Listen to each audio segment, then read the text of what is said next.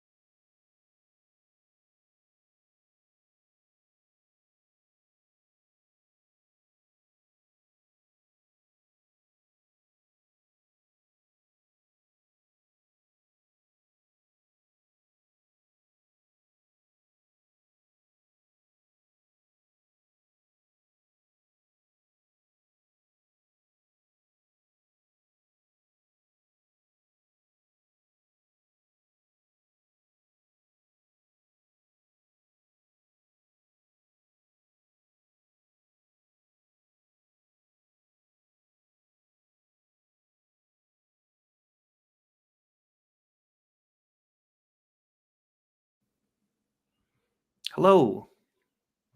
Hey, what's up, buddy? Doing great. Nothing much. How you doing?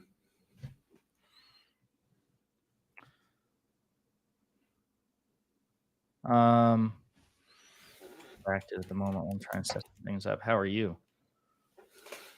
Doing well. Doing well. Yeah, not much.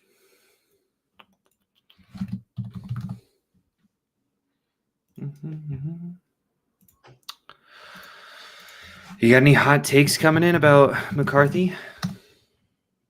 No, I don't think so. I think in most situations, there seems to be like a sane consensus. For the most part, seems relatively straightforward. Yeah, I think a couple people are saying that Dems were insane. Yeah, actually, I'm. Did you see? I was sparring with Sitch from Yeah. Adam and Sitch on the old Twitter, the old X. Yeah, they took a contrary position. I haven't been able to listen to their video. They have like a 22-minute video, but somebody recapped it to me, and so I was just like, "Sitch, what the hell, man?" And so then Pisco jumped in, and it's been an ongoing back and forth. Testing. Did you see Brianna Joy Gray basically saying, "See, force the vote would have worked. Yeah, Dems should have done this ages ago." Saw that too. That is very funny. That's one word for it. That's one word for it. It's kind of insane how, like, I feel like Bernie Sanders is such a good politician so often, but he surrounds himself with just like the biggest amount of morons I've ever seen in my life. I don't know. Yeah. I don't know. Like I said, it seems relatively straightforward. I mean, obviously, it's going to be the topic for today. The other guy says, "Who are we talking tonight?" Well, it depends on who shows up. We've got Stacks here. We're supposed to also have Fresh Faces, New Ideas, and Cypher from Crowdsource Politics, who's going to be debating What's his Actual name? Justice Warrior. That's right. In like a month or two at the Modern Day Debate thing. So good for him. Congratulations. Falsers also said he was coming. And Falsers, yes, but he said that he was having internet issues. I just see that now. Yeah. Yeah. Gotcha. Just before 9 p.m. Oh, okay. So it looks like it's small internet problems, and it'll probably jump in soon. We'll see. Sick. Yeah, everything going well in your life? Yeah, for the most part. Basically took a second job. So my daytime or my free time during the week is pretty limited. Is it the job we were talking about? Yeah. But I'm doing it in addition to, I decided to do it in addition to my actual day job. And so then there's a second job and then my YouTube channel. So I haven't been to I know, dude, I haven't been to the gym in like 4 weeks. I see my girlfriend basically on the weekends. It's funny. I had enough time yesterday to go to play pub trivia with some friends, which is like a last second. Yeah, I'll show up for it. And I have to reiterate this to them every time. Gift from the God says, what type of camera do I use? A Sony ZV-1, which incidentally, I think is the same camera you use, right? No, that is not the camera that is being used right now. The Sony ZV-1, I kind of gave up. I use it for my YouTube videos because it connects to my laptop, but it just fails to connect to this computer. So yeah.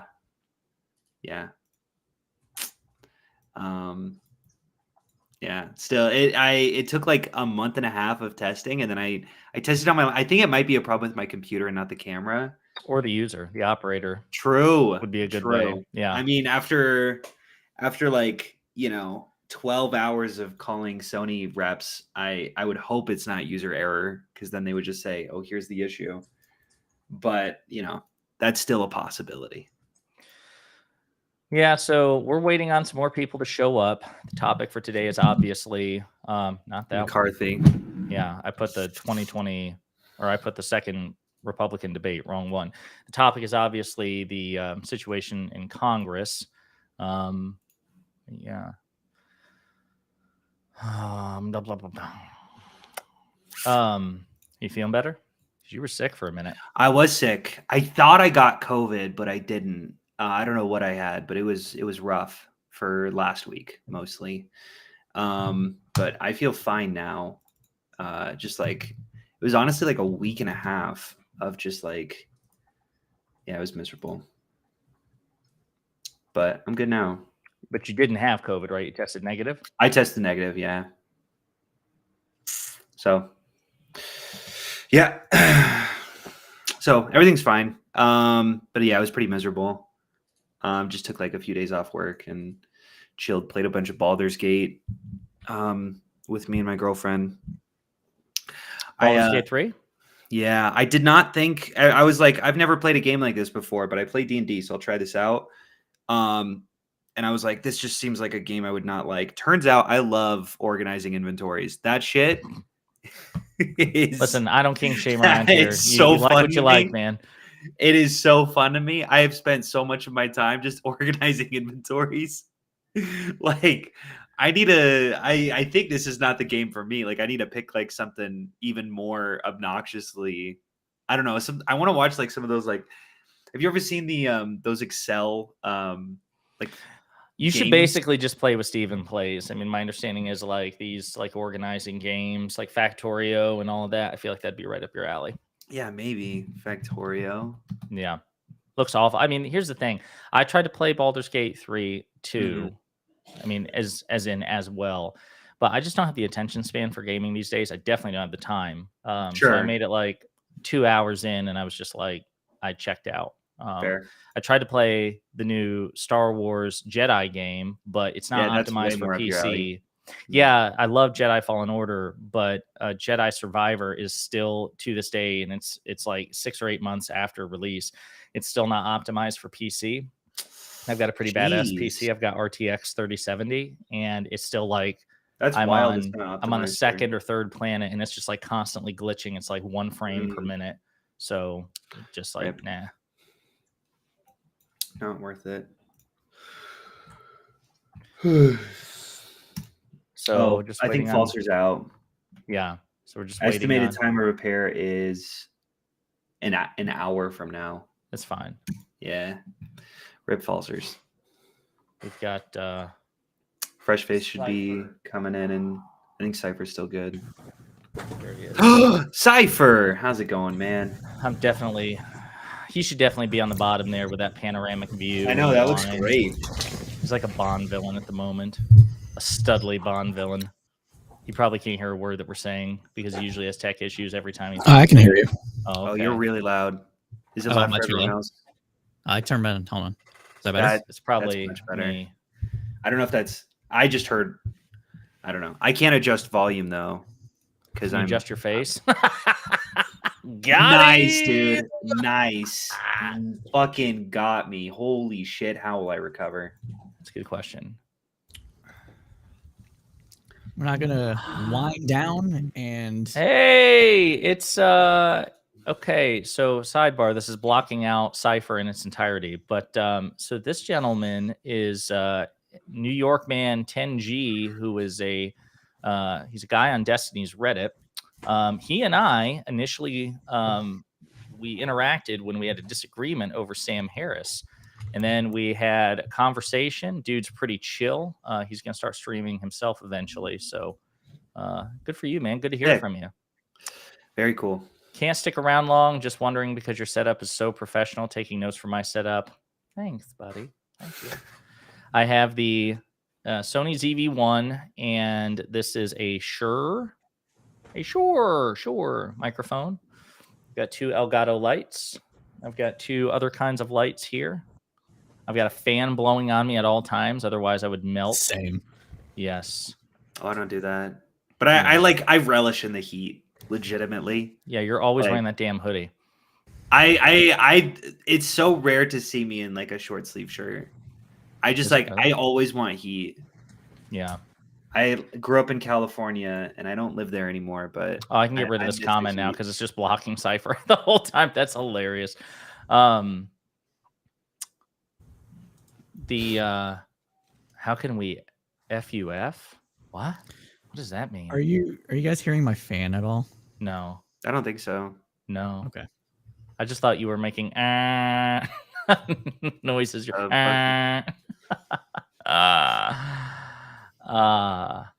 How can we find each of your YouTube channels? Oh, I still have them. I do believe. No, I don't. I deleted them all. Wait a minute. Staxiums on YouTube. Guys, send me your YouTube, your youtube.com/@ in the private chat so I can throw them on here. Let me navigate there. I have Staxiums memorized because I've typed this in 40,000 times in the past. Or I actually know how to fucking work my SEO where it's Staxiums everywhere. Unlike you underscore the pondering. I tried. Listen, buddy. So again, I did the ruminate thing because I couldn't get the correct spelling of ruminate. Then, copy. Oh, that didn't work. No, my @name doesn't work for some reason. So here, use this one. Huh? I don't know. It works when I get tagged, but. Are you not? Oh, is it not just /Staxiums? It's @Staxiums. I thought it's right. It's /@ Staxiums. Oh no, yeah, you did it right. Yeah, I know I did it right. I never make mistakes. True. Is that how it works for everyone? No. Really? Yeah, probably. No, it is. I don't know. It is. That is how it works for everyone. Mine doesn't work. It doesn't work? I bet it does. I'll find it. Watch this. I don't know if I work for me, baby. Literally, it worked. Well, when I clicked on it, it went. Well, it's because you clicked on it to wrong. the homepage. All right. This is getting okay. So Cypher is youtube.com/@ crowdsource politics. I confirmed that that's the right one. Yeah. All right. So we're waiting on Fresh. We'll give him just a few more minutes. He said he might be late because he's eating. What a loser. Eating organic food for sustenance. True. Sustenance. All right. So yeah, obviously the topic of the day is going to be the MAGA Civil War, which is multifaceted. Yeah, they're hemorrhaging right now, self-immolating, I might say. Yeah, one can only hope. Hold on 1 second. He said, I found it just by typing the name in the search bar. That is a good way to do it. What do I think the next move for the House is? Oh, man. I made a mistake. Can I do this gently? Oh, yeah. It's weird. Restream used to push the video up above the comments. That's right, because you'd use Restream for your weekly thingy, right? Oh, yes, but that's not how I get my little words to come up. Gotcha. I love this where it's just your eyes peeking over. I don't know why it cracks me up. Let's see. So what do you think the next move for the House is? Do you expect the Speaker vote-a-rama to last past the continuing resolution? I mean, I wouldn't be surprised. They made 15. Well, no, they made it 3 days, 15 votes for McCarthy. I suppose it's possible, but we I have think about the 42 days. problem with any sort of like estimates. Tell me what the problem is. Yeah, any sort of like expectations or estimates or guesses as to what will happen. Every guess depends on the parties being rational actors. And I think what we found is today, or at least, when did McCarthy get just out? today, Yesterday? Huh? We Was just it 2 days ago? today. I don't remember where it was. Guys, the GOP is not a rational party. We just found that out today. All right. Facts. When was this actual? Was it 2 days ago? No, it was yesterday. Yesterday. Was Okay. Yeah, like it's just like Gates. It's so hard to predict because you would assume that if a person is, if they're part of the majority party and they have a specific, like, it just doesn't make any sense from their perspective to purposefully detonate their own party. So it's really hard to say what they'll do in the future. Like it's kind of like imagining just like what a psychotic person is going to do. It's like, I can't see into their mind. I'm sorry. Like it's too hard to understand what the hell's going on in their brains. Don Rose says, can you imagine Trump as speaker sitting behind Biden as he's speaking to Congress? Oh yeah. We will address that. Did you see? Okay. Well, I don't know what order you want to do things in, but did you see that Marjorie Taylor Greene? Yes, I did. So we're going to cover that too. So we're going to wait 60 more seconds for fresh, and then yeah. He heard the threat. Perfect coming in. Timing. Who heard a threat? Oh, are you threatening me? Yeah. We talked about how selfish you are for eating because you like need food and all that nonsense. Oh, well, luckily for you, you get both. I'm both still eating and going to be on this. Oh, well, joke's on you because that's something that titillates Stacks. He loves watching people eat. Oh, thanks. You're not going to see him blink at all. Appreciate it. DCHII just spoiled it, but that is correct. I don't think you can be speaker under federal indictment. Otherwise, they should nominate Hunter. Yes, that is the spoiler. We don't have to worry about Donald Trump becoming speaker, even though there's an argument to be made that would be great. It's crazy that there's a rule that the speaker doesn't have to be a member of the House, but there is a rule about the speaker having to be under federal indictment. So what's funny is it's not even a rule. It's just the vagueness of the Constitution. The Constitution, all articles. No, for sure, yeah. Article 1, Section 2, or Section 3 of the Constitution says that just the Congress gets to choose the speaker. That's it. Because again, you have to remember, for those watching, so much of what the founding fathers, who were profoundly flawed men, by the way, so it's not like their judgment was impeccable, but so much of this they expected to be just understood. Like, surely no idiot along the way would just pull some random dipshit off the... Yeah, exactly. And then, lo and behold... So it really does feel like Airbud rules with Marjorie Taylor Greene being like, I can nominate Donald Trump. And it's like, what the fuck are we doing here? They did that before. What do you mean they did that before? Did they during the ones with McCarthy? During the first round, they nominated him like 2 or 3 times. Oh, I don't remember that. I stopped following after. Well, I mean, I don't know. It was all kind of a joke. So I know in the beginning they started with like Jim Jeffries, and I know like at the end they were going with like Byron Donalds. Jim Jordan. I was about to say like, and then they did Byron Donalds, and I know somewhere in the middle was Trump. Actual people who might be considered for Speaker of the House. Yeah, so let's move back for a second. Let's do this in somewhat a chronological order. So here's the situation, folks. Yesterday on October 3rd, the then Speaker of the House, Kevin McCarthy, faced a motion to vacate, which is essentially the U.S. version of a vote of no confidence. It's a way to trigger a vote which gets the occupant of that particular office, the Speaker, kicked out. So Matt Gaetz had threatened repeatedly Kevin McCarthy that if he didn't, stick to certain commitments he apparently made to the Trump-aligned MAGA Freedom Caucus, that Matt Gaetz would, introduce a motion to vacate. You only need one person to do it. Then it has to be voted on. It has to pass with a majority. That's exactly what happened. So Matt Gaetz triggered the vote. They took the vote on Tuesday, October 3rd, and 8 Republicans, including Gaetz, and plus every House Democrat voted to kick McCarthy out of the speakership. So right now, the House is in recess for at least a week.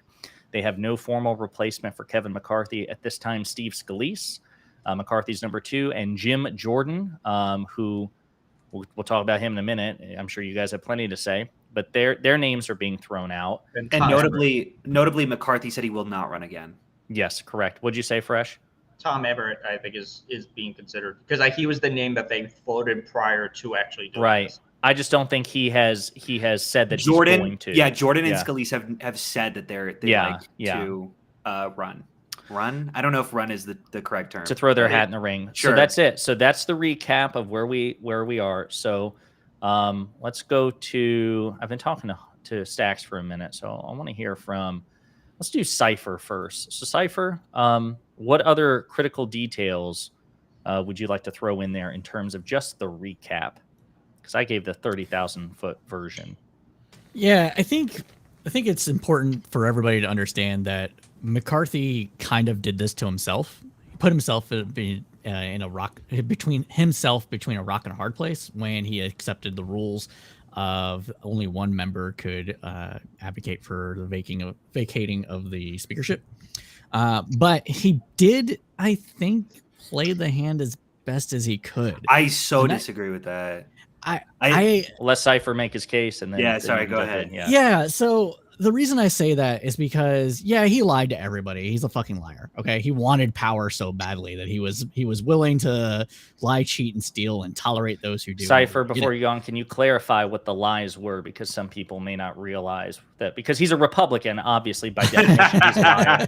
But like, what were the key lies in particular? Yeah, so he promised the Freedom Caucus certain things. Some of those things weren't written down on paper, so they're neither here nor there, and nobody has any proof that they were done. But one of those things was bringing to the floor a vote for term limits, promising not to give money to Ukraine to a little bit of an extent, or at least curbing it back. No deals with Democrats essentially was another one. But with power sharing agreement that they have set up because of Senate and the Senate being controlled by Democrats and the White House being controlled by a Democrat, there's really not much he could do. And when he went and negotiated with Biden for the debt ceiling lays, he did it in a way that under normal circumstances, I think Republicans would have been okay with, but not the Freedom Caucus. And that's where the rub comes in, because if the Freedom Caucus wasn't full of dumb fucks, if it wasn't free dumb caucus, as we all like to say on the liberal left, they would have been able to take that deal and run with it, and also get additional concessions because Biden already did a concession, right? So yeah, it's just one thing after another with the Freedom Caucus and the far right Republican base. They basically don't want anything, except two things, and that's a border wall and to make liberals mad. So that's where we're at. So before we turn it over to Stacks, you were saying that that you believe that McCarthy played the hand he was dealt in the best possible way. Could you further elaborate that? Yeah, I just mean with as far as like getting a debt deal in, and also doing some sort of funding for the government.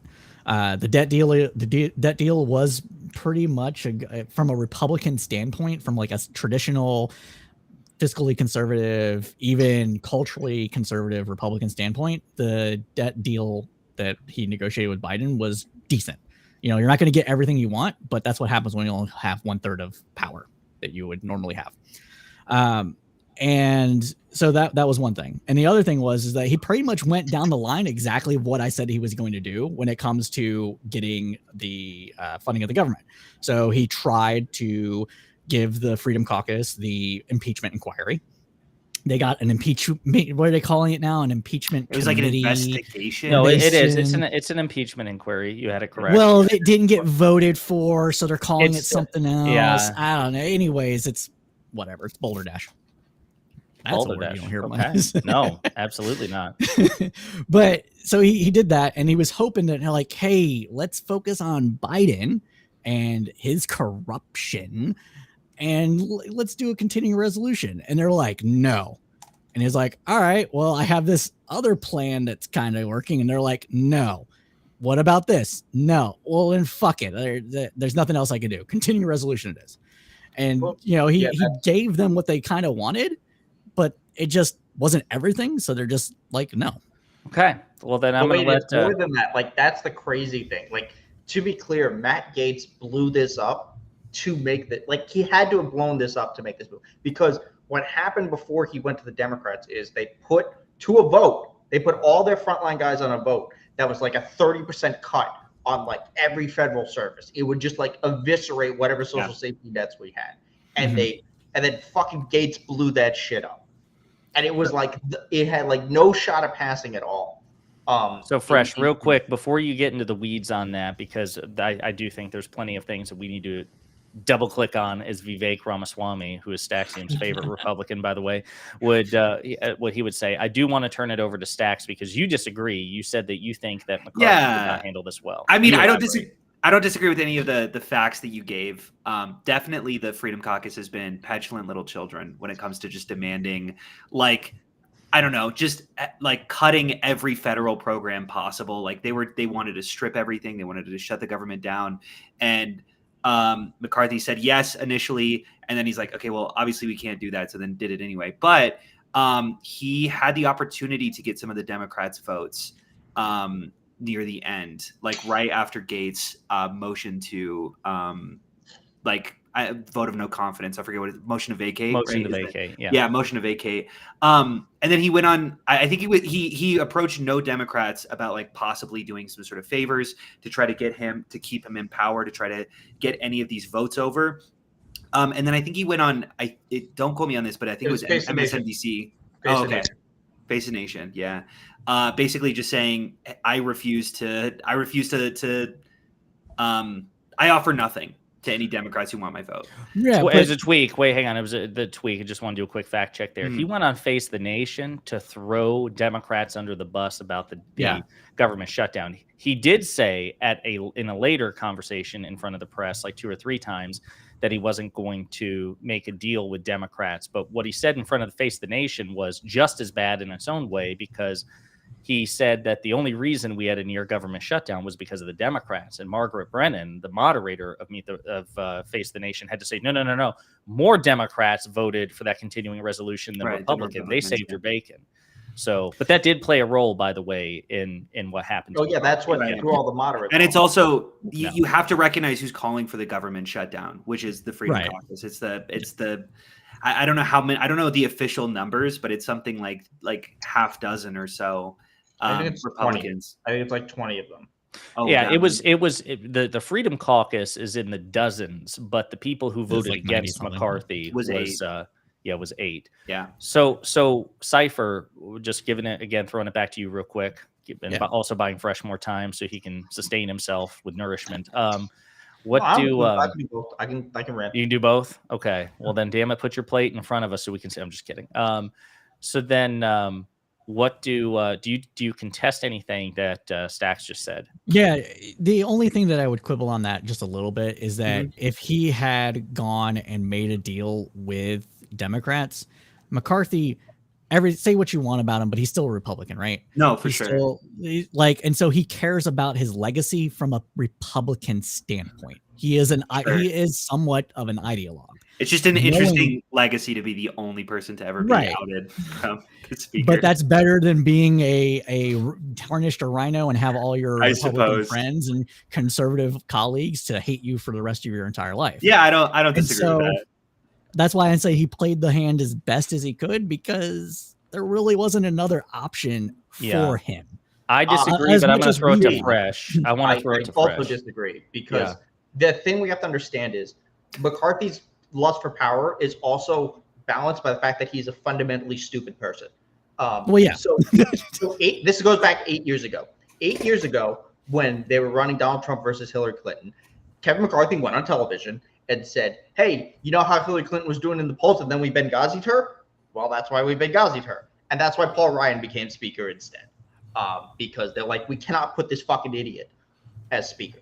So it starts from that being that fundamental idiot. So yes, he's always wanted to be speaker. However, he had to understand, at least at some point, that giving away so much to these people would lose his power. So even if it tarnished his legacy a little bit, Kevin McCarthy essentially had made, during his speakership, made one correct move, and that was to keep the government open by going to the Democrats. The first time he fucked this up is when he was trying to be speaker, when he could have gone to them and said, look, you help me get the speakership, and I will let these lunatics just rant and rave on Fox News for all this shit. Like, we won't do the impeachment, they won't shut things down. We'll do like basic governance shit. We'll pass whatever bills we need to keep the government open, and then like we'll go on our merry way based type shit. Like your left flank isn't happy, our right flank isn't happy.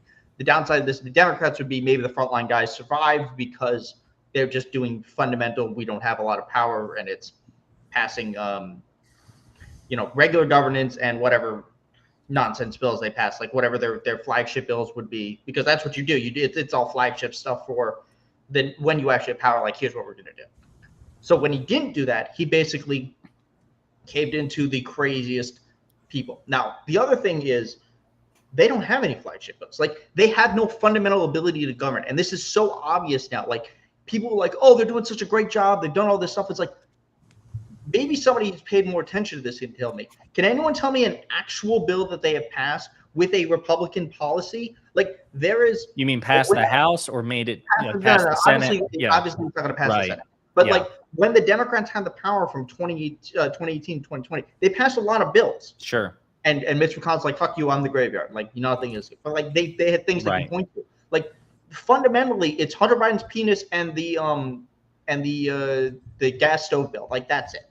Yeah, so the only thing that they passed was the Fiscal Responsibility Act, which was the result of the debt ceiling negotiation with President Biden, which they basically immediately had to disavow because it didn't include a commitment to all the cuts that the right flank wanted. So yeah, to your point, that was the biggest piece of legislation that I can think of. And he basically, like Trump with the vaccine, McCarthy can't really cling to it as a feather in his cap because a huge chunk of his conference despise it.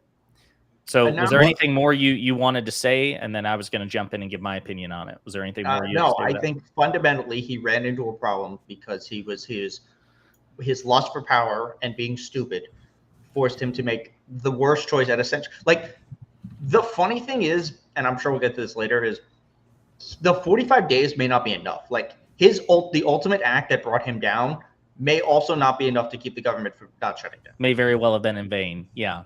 Mm-hmm. So what I would say is for a lot of the reasons that Fresh identified, I also think that McCarthy not only did he not play this well, he was hoisted by his own petard. This was a fate of his own making, because in terms of legacy, I certainly see where you're coming from, Cypher, in that depending on what prism of analysis you can use, you could see that in a certain way, from a certain vantage point, it was in McCarthy's interest in terms of his legacy, his best interest, to basically just be a flash in the pan.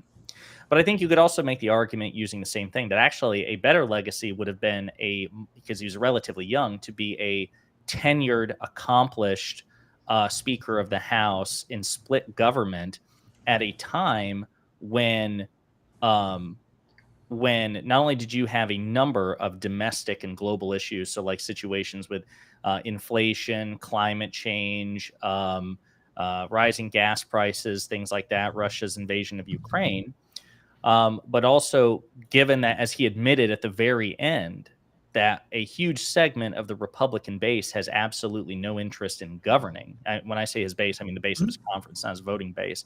I think you could easily make the argument that would have been better in terms of his legacy, especially when odds are, as dangerous as Trump and MAGA are, in 100 years, every Republican who existed at this time will be reviled, such as those in the Confederacy were. The sands of time are not on the Republican Party's side. In the short term, they're still incredibly dangerous, but they're fucked in the long term, barring some sort of like major cultural. Unless they win and they successfully dismantle everything. Right. Which I do think is relatively unlikely. I don't want to diminish the threat that they pose, but what I mean is they'll always be outnumbered in terms of values, in terms of policy. They'll always be unpopular. Okay? Yeah, it's crazy that I kind of have to give the Republican Party just a little bit of credit. I think that outside of kind of Gates MTG Boebert faction, like those kind of staunch extremists. I do think the Republican Party doesn't want the entire system to burn down and to just shut down the government permanently. No, because also because I wasn't finished. Okay, Stacks. But to your point, no, they don't, because if only for the fact that they know, historically speaking, they're going to get blamed for it. It happened under Obama. It happened under Clinton. That's why I find it so funny when Newt Gingrich is running his mouth on Fox News. I'm like, dude, you were basically the progenitor of this entire situation. But that's a separate thing. But yeah, McCarthy gave away, as Stacks was saying earlier, the reason I think that McCarthy didn't play this well, in addition to the legacy thing, I think being interpreted in a different way, is he set himself up for failure. He wanted the speakership so bad, he effectively neutralized it. He gave all the power away for the gavel. Like, so weak. He could have, and there were reports that Democrats did go to McCarthy because they knew he was the most likely candidate to get the speakership from the Republican Party, and they offered him a deal, and he gave them the finger. And so he basically did it again here. I have no sympathy for him. He set himself up for abject failure. Absolutely. He did a ridiculous and unnecessary debt ceiling escalation, which nearly caused global economic catastrophe. He did it again with a shutdown. He reneged on his deal. He looked Biden dead in the face. And part of the debt ceiling negotiation was to make these spending commitments for the next fiscal year. He lied about that because he went back and tried to get all those cuts, as you pointed out, those ridiculous 30% cuts down the middle or right down the line. And then he lied on the impeachment inquiry because he said, we would not do an impeachment inquiry without the full vote. Then 12 days later, he launched the impeachment inquiry anyway to try to throw the Freedom Caucus a bone because he knew he wasn't going to be able to get the votes to back it up in the first place. And then after all that, for him to try to throw Democrats under the bus the way he did after they saved his bacon just this past weekend, no, he set himself up for failure. And then apparently he offered them nothing to try to save him. I don't know if he thought that stance would like inspire Republicans to go, damn, he could have gone to the opposition and saved his speakership, but he chose not to. So I guess we'll back him anyway. Of course, the GOP cares nothing for principles. Yeah, but I don't even understand. Like, I don't even get from his own perspective why McCarthy would do that, because all he needs is what, like 3 or 4 Republicans to still despise him. Like, I don't even get it from his perspective. Like, why? Well, no, I think that had he made a deal with the Democrats, he would have almost certainly. The odds of lost a. Okay, no, gotcha. he still would. No, he would have won. He would have kept his speakership because he would have had all the Democrats in unanimity, and he would have only needed, the situation would have flipped. He would have only needed about 10 Republicans to not want to shit can him, which that could have easily been done. So yeah. How much does his district play into this? I don't think it matters. Who is he? So, he's California. He is California, but here's what's interesting. He's in the red, right? I asked that. I thought that myself, but he's even suggested that he may resign as a result from this because he's been asked, really? Are you still gonna serve?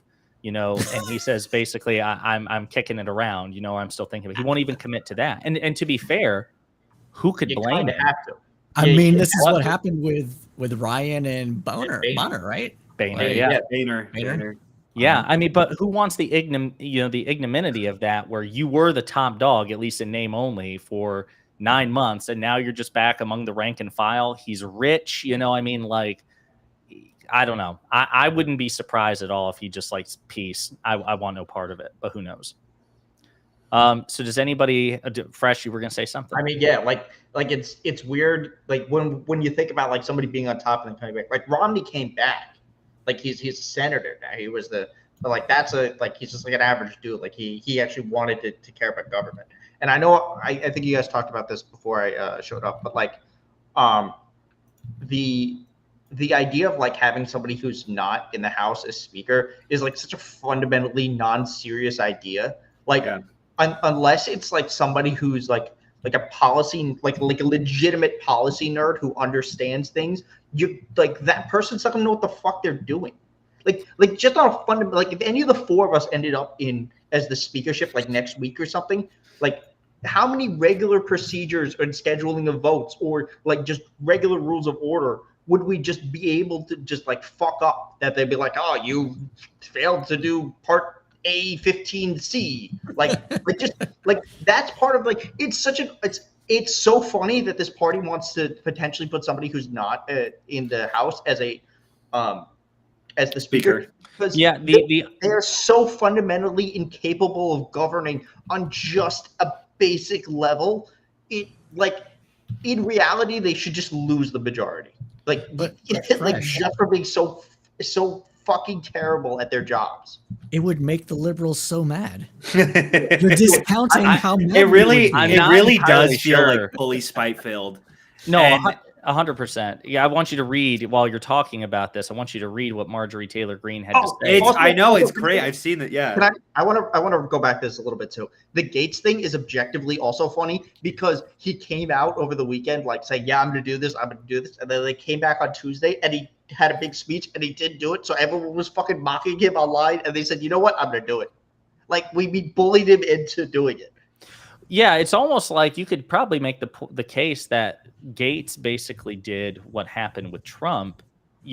Many people say, close to Trump, that the thing that pushed him into making a serious effort for the candidacy in 2015 was Obama mocking him, right? So you could easily see that with Gates, but also Gates has no interest in governing either, because rumors are, number one, I think he does he's like a Newsmax guest host and runs a podcast. So he's basically doing what Ted Cruz is doing, just using his congressional career to push his side hustle. But he's also apparently going to run for the governorship of Florida in 2024, I think is what. Yeah. Wait. No, 2026 is what it would be, I guess, because DeSantis serves a 4-year term and it'd be 2026, which, by the way, answers the question, what could possibly be worse for Florida than DeSantis and the hurricanes? You would have Matt Gates as your governor. That would answer. Well, actually, no. So there's one other thing too. Matt Gaetz is also very mad at McCarthy because he didn't shut down the FBI investigation into him. Sure. But I actually think Matt Gaetz might be better than DeSantis. Because hot take. All right. I mean, it's not in the way that Republicans would want, because DeSantis is just flagrantly breaking the law whenever he can, and I don't think Matt Gaetz cares enough about trans people or wokeness to take over colleges and shit. I don't. That's a bold claim. I don't know. Gates feels like a wild card. I really can't predict what that guy's up to. Gates would have beauty pageants happening within colleges that he himself would. I think you're being generous to assume. I think you're being generous assuming that they're college age.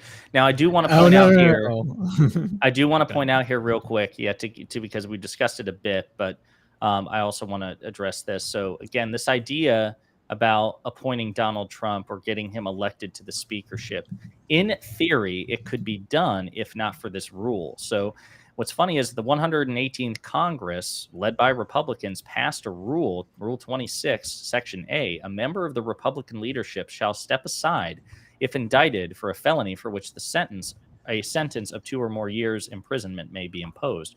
So ironically, even if this were a serious effort, Republicans sandbag themselves. Of course, this was before Trump's indictments, but they should have seen it coming. Yeah. When was this? What was the reason? This was part of the. I don't know. This was part of the. It was probably based on what happened with Hastert. Yeah. Hastert. Yeah. That would be my guess based on that. But also, they should do it anyway because Donald Trump's favorite thing to do is do crimes on television. So this would be another one to add to his growing list. And also they should do it again. And as some of the chat have been talking about this, because it may be the funniest thing I think we've ever seen if Joe Biden gives a State of the Union and Donald Trump has to sit behind him. I think that would be the funniest thing that would ever happen. Yeah, I know. Who's the man? What I'm blanking on his name. Chris Hayes on MSNBC. Yeah. He was on Twitter saying, "No, stop. That would definitely own the libs if you elect Donald Trump to the speakership. No, please don't." The other thing is, he's gonna try to call a motion to vacate Joe Biden because of wokeness or something. Right. And no, that's not what we have to actually worry about.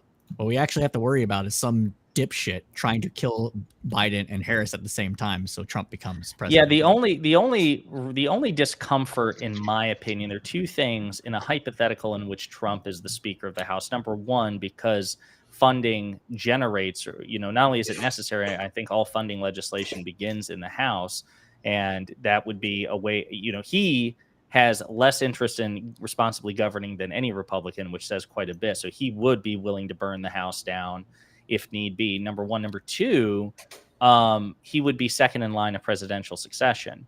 So now, despite what people say, even at his ripe age of 400, President Biden is clearly in pretty good physical health at the bare minimum. I mean, he constantly works out, he's trim, but you never know. Crush. That is true. My God, yes. Dark Brandon all the way, baby. That's peak male perfection. Oh, I got the mug, by the way. I'm going to go get the mug real quick. Have you guys seen the mug? I bought it. Oh, the one where you pour it in the eyes. Yeah. I need I would need heat it up, but I got. No, it's fine. It's okay. Okay, all right, fine. Well, I also need to go to the bathroom, so it's just an excuse. Don't pee in it. That's one way to get the eyes. I'll do what I want. I'll do what I want. Right back. Well, let's answer some questions while Stacks is away. So let's go all the way.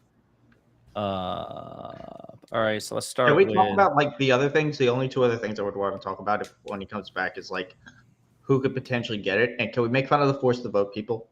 I mean, I'm going to do that on different podcasts. Yeah, we can. I very much want to make fun of them. Let's see. All right. So, what do you think the next move for the House is? Okay, you weren't here for this question, but do you expect the Speaker Votorama to last past the 40+ days of continuing resolution? I don't know if the drama will, because they're coming back next week. So by next week, we'll have an idea of who's a serious contender and who isn't. And then it'll probably take about another week for them to get their shit together, assuming they don't go on another vacation, because they've worked maybe 3 weeks since they came back from their August break. So I assume in the next 2 weeks, we'll probably know who the speaker is. So, no, I don't think it's going to pass, but I do not think they're going to get a budget deal to fund the government, because one of the things they're going to have to negotiate is a new rules package. And I cannot imagine that the MAGA lunatics who just successfully ousted a speaker would be like, oh, yeah, we're going to give up the ability to do that, because anybody who takes a job would be insane to leave. They're going to have to fight that out. And I don't know what other concessions they're going to give. I think and this is to the strap down, I think the biggest problem that they've given out on Twitter, and this idea, at least within some of the Freedom Caucus, is that they have the ability to actually pass things. That actually would change. We can pass legislation that will shut down the border or end wokeness in schools or whatever crazy thing they're obsessed with.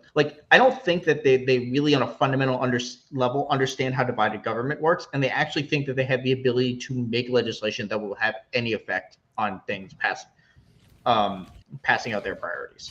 Yeah. Okay, let's see. We'll start with this question here. Do you all think, or conclude with this question here, and then we'll go back to the two things you wanted to talk about. Do you all think the new speaker will give concessions about Ukraine, and how long can Ukraine wait for another spending bill before they start losing the war? Cypher, you want to take this one? 6 months. But there's ways that we could. How long can Ukraine wait? 6 months? Yes. Gotcha.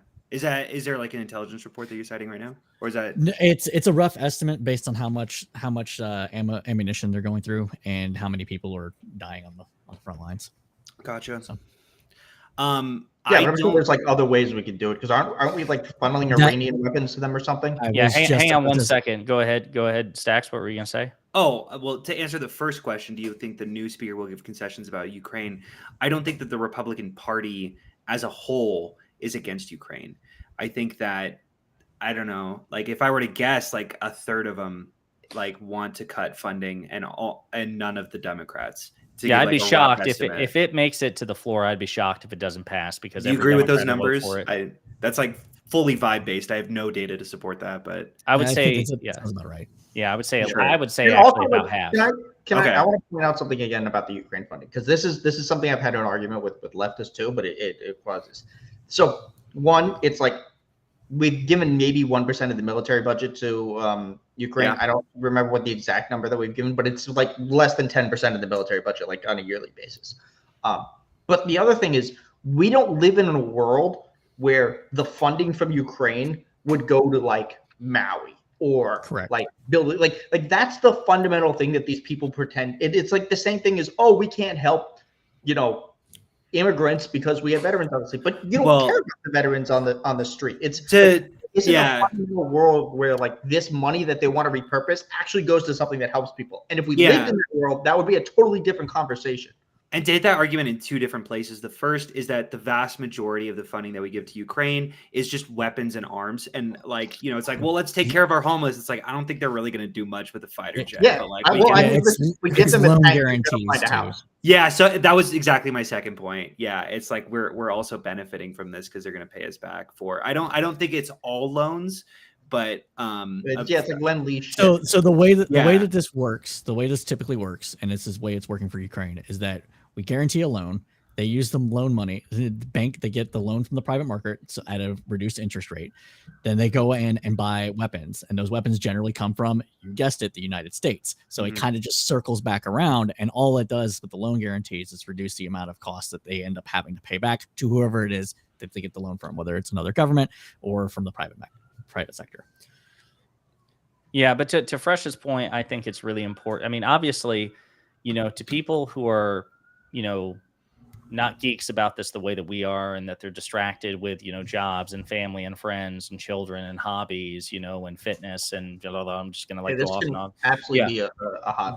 But the fact of the matter is, it is just superficially an attractive rhetorical talking point, which is this idea that, okay, resources and money are finite. We're giving it to a foreign ally when we have problems here on the homeland, which require resources and funding, and what's going there can't be here at the same time. But to Fresh's point, and this is something that Democrats have to be much more disciplined about, and also do it in a rhetorically effective way. You can't spend 70 minutes explaining the policy history, but he's completely right. The same Republicans who are complaining about the lack of domestic spending want to cut domestic spending every single time. They're lying through their teeth. And we've got to find a way to thread that needle where it's like, have you put any, what's your history on social spending? What's your history on social safety nets? What legislation have you proposed? And did you propose any if you were in Congress prior to the Ukrainian war? Where's your establishment here? Where's your social safety net bona fides? And of course, no Republican would pass because they all suck. The objectively inferior party in all ways. Just want to put that out there by miles in every which way. Less talented lovers too. I mean, just in every possible way you can possibly imagine the inferior party. Yeah. What was I even talking about? Sorry, I went on like this. I go down every time you're like eyes glaze over. Yeah, I know, and I'm just like, man, I do not like Republican politicians at all. Yeah, the spirit of Joe Biden. Yeah, it's like and this then circles back to my point earlier that they haven't passed anything fundamental. Like you could go ask, like Marjorie Taylor Greene is like she did something with Code Pink today or something. Yeah, she went to go protest Ukraine. Like she's like, it's not the 51st state. It's like, yeah, we're aware of that. They don't have the ability to vote. Like, they're just getting like neither like on a fundamental level. And this would be objectively very funny for somebody to make an argument too with them. It's also not the 51st state, Israel. Yeah, for sure. And like, that's different. Well, that's different question. Like, when did? Like I sometimes I talk to like Republican friends or like family members of mine or something like that. Like I'm confused why you guys are not in favor of Ukraine. Like it confuses me every time. It's like you guys were the same party. You guys were the same people. No, like legit. You guys were like obsessed with like foreign policy, hawkish. Like let's go fucking invade Iraq for 9/11. Somehow that makes sense in my head. But like, I want to hear it because it still confuses me a little bit. There's three fundamental things. One, first and foremost, the Iraq war broke everyone's brains. That's true. Yeah. So everybody is coming off of Iraq and be like, well, we can't do shit right. So fuck it. Let's not do anything.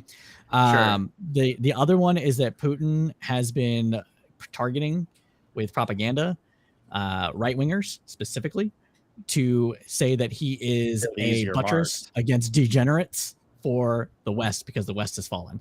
So that's the other one. That's why you have people that are pro Putin whenever he does anything that's anti-gay, anti-trans, etc. Right? But then also he's like denazifying Ukraine, so he's got like left. So it's like, but what is he doing? They don't like Nazis. They don't like Nazis. No, for sure. I'm just saying like he gets both the left and the right because like the left conspiracy theorists are also like, oh well. I mean, got to take out Azov or whatever. all of alt media. So Sure. We should be real here. And then what was it? So I said the Iraq War broke everybody's brains.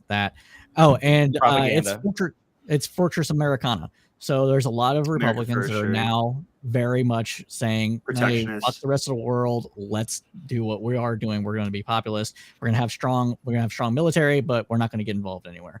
And that's the other. Which feels like counter, like, I don't know if I get that perspective at all, but it's a very simplistic way of thinking about how the world works. Sure. Their problems. It doesn't affect us. We're an ocean away, but yeah. Right. There's a fourth one too, and it's tied to the first impeachment. It's like they think that they're money laundering this to the Biden. That's like if that hadn't happened, I imagine there would be like a little bit less resistance to it from like the craziest aspects. It's probably some truth to that. Because especially now that there's like some argument that like the Clinton Foundation is involved with like possibly rebuilding it or something. Like careful, guys. I feel like we're getting so close to summoning Rob Noor. If you say Burisma 3 times in a mirror, he's gonna show up. I see like, okay, Fresh, look over your right shoulder. Do you see those two two dots? No, that's Rob. He's been sitting there ever since we mentioned Ukraine. He has manifested. He's been sitting there. This is what the radical left does. Oh, that's my Rob. Anyway, love the guy. But yeah. So my question, going back to Kevin McCarthy, well, just the role of the speaker at this point. Do you think we talked about how Kevin McCarthy played his hand, how well or not well he played it? What do you think of the Democrats? Do you think they played their hand well, or do you think they should have done things differently? What do you think? Let's start with Hunter. That's me, by the way. I don't get any criticisms of the Dems. Like I feel like, I don't know, if McCarthy approached them with anything, if he didn't publicly say we will give you no concessions, let them self-immolate. Like I don't have any criticisms of how the Democrats handled this. Fresh, what do you think? One criticism is just in the beginning of the first set of speakers, like 7 or 8 votes in, when he started to go back to them, I would have stepped in and been like, hey, maybe we can cut them out now. Like this is like, we've had our fun. Like, do you want this, or do you want to be like impotent? I think like had they gone and approached it, you're saying originally, originally. Okay. Sure. I think that would, and then made the same deal that he should have made. Other than that, they did fine. Like they've clown showed everything. I mean, obviously the debt ceiling thing wasn't great, but like they clowned him on the impeachment thing. They did a really good job of standing together. I think now, if I'm them, I'm starting to talk to some of the frontline guys, and I'm being very serious about this. About like, look, you're not going to win your election anyway. Do you want to be remembered as the people who had the most dysfunctional and possibly destructive Congress in history when they shut this shit down, or when they attempt to blow up the next debt ceiling? Or do you want to be like, hey, maybe we want to actually pass legislation and put Hakeem Jeffries in power? Like straight up, it's like, how much do you actually care about the ability to govern, because they cannot govern, and it's about time that like you just admit it, just swap parties. Well, what's funny is I think I would absolutely make that. I would make that. That hypothetical only works with Steve Scalise. Jim Jordan's not an option for that. He's also one of the deranged MAGA Republicans. No, I'm only talking. Yeah. I'm not talking about any of the MAGA Republicans. I'm talking about No, but of the two who are running, the front runners. I'm sorry. When you say the front runners, are you talking about the two, like Steve Scalise? No. Are you talking about the 18 in Biden? I'm talking about the 18 in the Biden district. I see. Yeah. Gotcha. All right. Because they fucked them. Like they threw them under the bus already. Right. So, Cypher, what about you? Do you have any objections, things that the Democrats should have done or should not have done? The things they probably could have done maybe a little bit better is messaging more than anything. I think a lot of people just Democrats should message better. Really? Yeah, right. Go figure, right? But there was a couple of times where you saw like AOC on the floor trying to talk to Gosar about stuff and things like that, and then maybe do that a little bit more, making a little more hay of it. It was kind of funny when should absolutely be brought up on. That was a fucking lunatic. What'd you say? Who is a lunatic? Gosar. Yeah. No, but AOC was talking to Gosar about like something. It was she was going around trying to make deals. But yeah, maybe talked out a little bit more. It was kind of funny when they were doing the popcorn thing, so that was good messaging on that. But yeah, they need to speak about their successes more. Infrastructure deal, CHIPS Acts, everything. They just need to be pounding it every minute of every day. I'm sorry, I should clarify. I was referring simply to how the Dems handled the speaker situation. Yeah, I think this goes into the speaker situation just a little bit. Same thing messaging. So they should be saying that so they can get some of the things that. What should they be messaging first and foremost? Do you think? With the you want a functioning government, yes or no?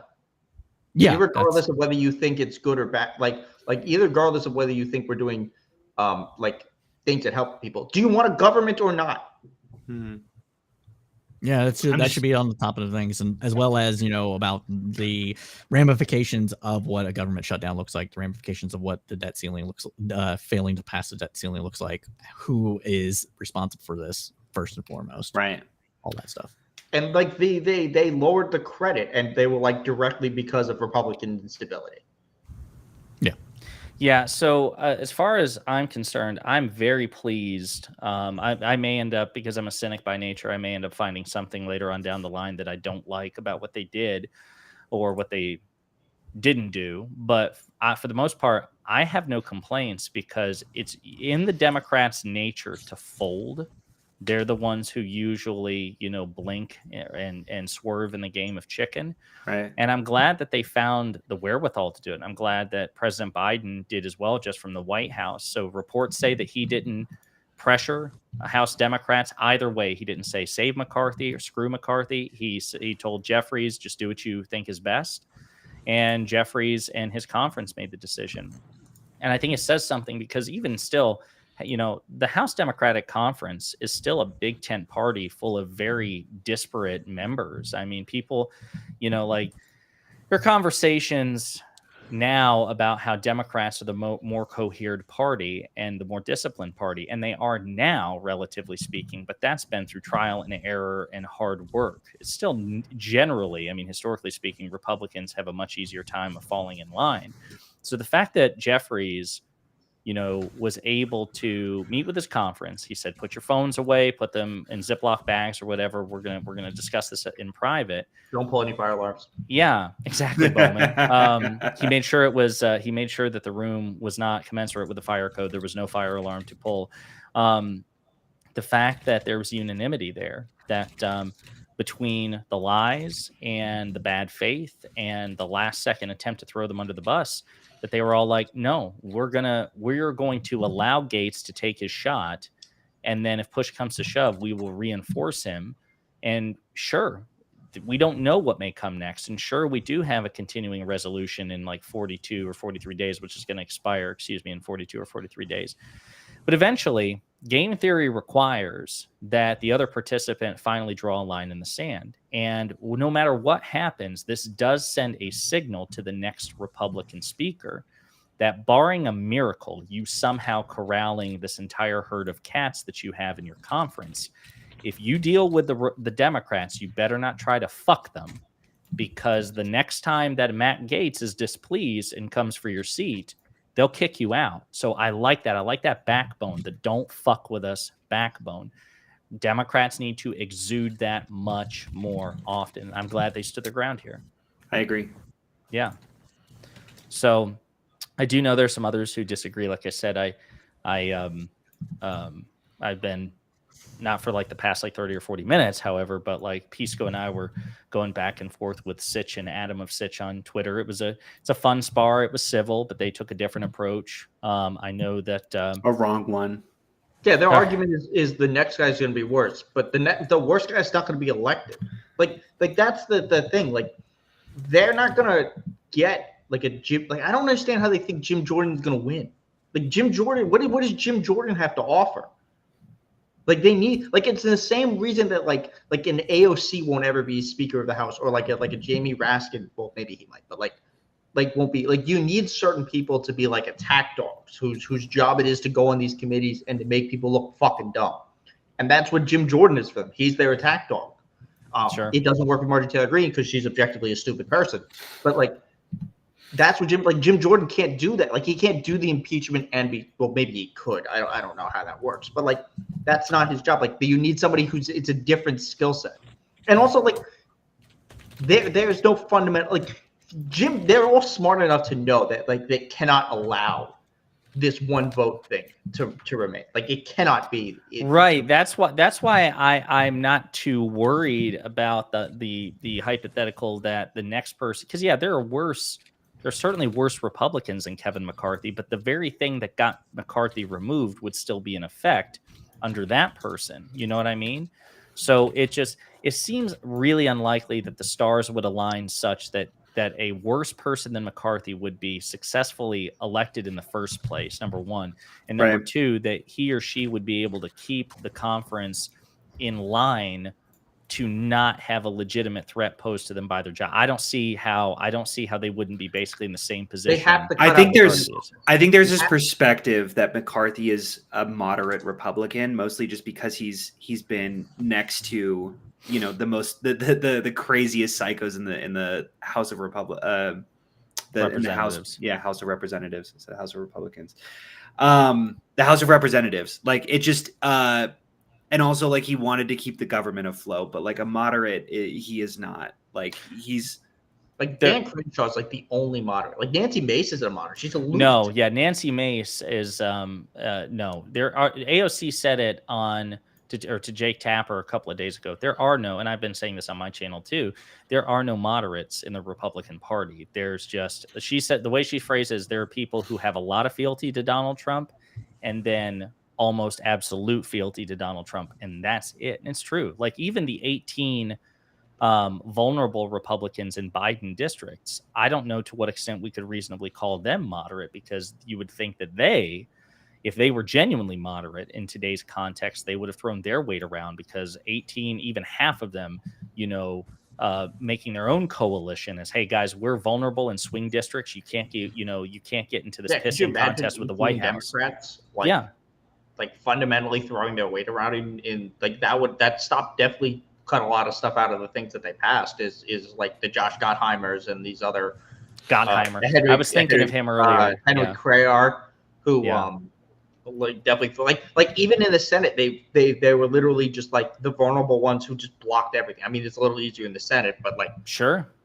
But yeah, look at Manchin. He's the poster boy for that, you know. But they like the part of the Build Back Better was the fight over salt, which was like just a Gottheimer thing. Right. No, 100%. So, yeah, I don't have a crystal ball here. That's why I try not to make predictions, because, you know, I also thought that there would be, I'm a cynic. So again, I thought that there would be a red wave, and I was pleasantly surprised when IRI was correct and there wasn't. So I try not to make predictions, but at this point, I just think the Democrats have to assume the risk and play hardball strategically from time to time to make the case that, you know, if you mess with them, you'll get politically, I'm using a metaphor here, politically, a bloody nose. They'll hit back. Let's take some questions or comments here. So how does that work if the speaker is not a member of Congress? They would just appoint, or they would just name a nominee and vote for them. You can do that. As long as you get the majority, you're speaking. Would they have access to confidential documents? Yeah, I don't see why they wouldn't. Anything that the speaker has access to. Yeah. Oh, fuck. They can't have Donald Trump because he's going to steal more of them. That's right. The only reason they wouldn't have classified documents is because Trump took them already. Mar-a-Lago ran out of toilet paper. Okay. Which didn't they try? Didn't Gates do something with that for one of the impeachment? Didn't they like bust into a skiff with like phones and like pizza to try to fuck something up? Was that Gates? I can't remember. I know that they intervened, that they supposedly crashed a private meeting during one of the impeachments, but they'd actually been invited to it in the first place. So it was like an empty virtue signal. Let's see here. The Republicans are not a serious party. The pro temp speaker's first issue was kicking Nancy Pelosi out of her office while she was at Feinstein's funeral. Like, seriously? Has anybody heard of this? I have, but has anybody heard about this? I didn't hear about this. They also kicked Jeffries out too? No, Steny Hoyer. Steny Hoyer, right. Yeah. So there's the other thing is it's not clear he has the power to do this either. Because we don't normally have a temporary. I think this is maybe one of the only times we've ever had one. It's not entirely clear what exactly powers he has.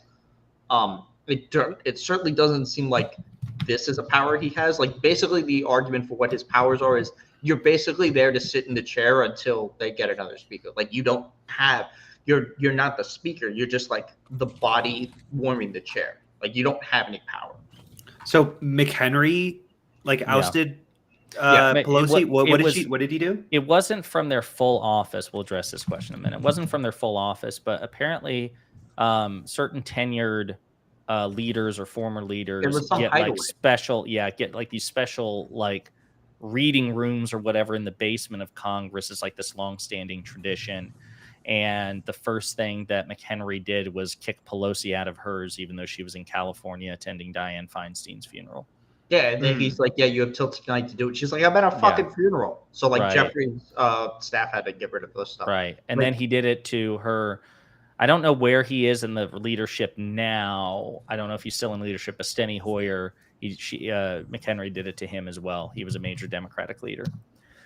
If we have nothing more to say on that, this is the big question. We'll start with Cypher. So this might be fortune telling, which I don't do, but do you think if Trump doesn't win in 2024, the Republicans oust the MAGA wing in Congress and reset? Go ahead, Cypher. That's a good question. I don't think so. I think right now we do have a basically Trump effect where whatever he says pretty much goes within the Republican Party for the most part. And once he is no longer a factor, that goes away and it starts to subside. But I don't think that the MAGA wing of the Republican Party is going away. And I don't think that they are going to have any sort of actual soul searching whatsoever. Because if past is prologue, we've already had this happen 3 times now. 2012, right? In 2006, and now 2018, when they all lost the elections, they all came up with the same thing of saying, hey, we got to reach out to Latinos more, we got to reach out to Black people more, we have to curb our appeals to white nationalists, we can't be an old person party anymore. And what do they do every time? Double down, because for the last 50 years now, the GOP base has been inundated with propaganda from the likes of Newt Gingrich and who was the guy that smoked himself to death? Rush Limbaugh, Andrew Breitbart, etc. And it's just getting worse with Newsmax, Epoch Times, etc. This is not going away. This is the new Republican Party.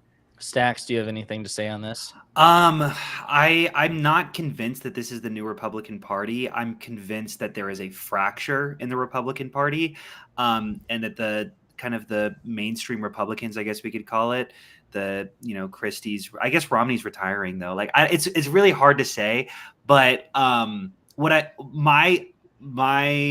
fortune telling.